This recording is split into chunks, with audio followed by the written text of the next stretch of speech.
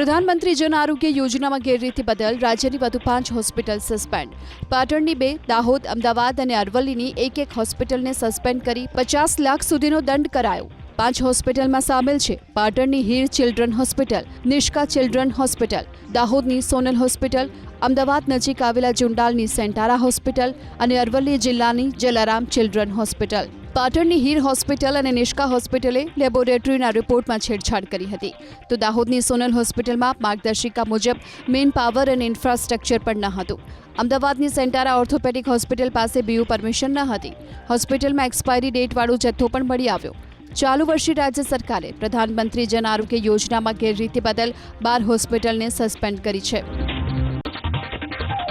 ખ્યાતિ હોસ્પિટલ કાંડ મુદ્દે સરકારે બનાવેલી કમિટીની તપાસ પૂર્ણ. તપાસ કમિટીએ ક્રાઇમ બ્રાન્ચને પોતાનો રિપોર્ટ સોંપ્યો.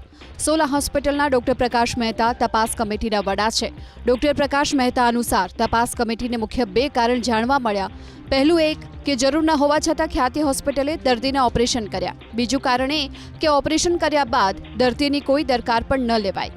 ડોક્ટર પ્રકાશ મહેતાનું કહેવું છે કે હાલ પૂરતી તપાસ પૂર્ણ થઈ છે.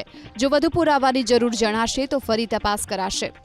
પ્રાથમિક રિપોર્ટમાં ક્લિયર કટ ઘણા બધા પોઈન્ટ એવી રીતના જણાવ્યા હતા કે બિનજરૂરી એન્જિયોગ્રાફી કરવી, એન્જિયોપ્લાસ્ટી કરવી, દર્દીનું બેદરકારી રાખવી, બેદરકારીથી મૃત્યુ થવું, એ બધા ઓલરેડી પ્રાથમિક રિપોર્ટમાં તો સાબિત થઈ ગયું હતું.